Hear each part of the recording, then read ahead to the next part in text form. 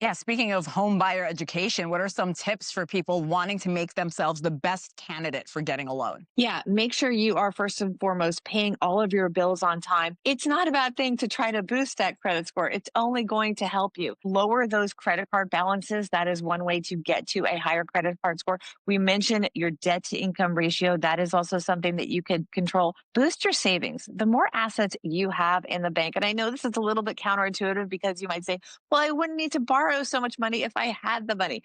But you want to have a lot of assets in place, because what you don't realize, as we mentioned, is that once you own the home, there's going to be a lot of expenses that you're going to incur, and the banks know that, so they want to see how much of a backstop you have when you get into the home, so you don't have trouble if you have to replace the windows, if you have to replace the roof, if maybe your insurance is a little bit higher than you would like it to be, which is always the case, right?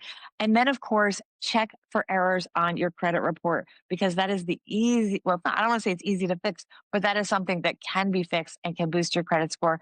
You never know. Mistakes are made, right?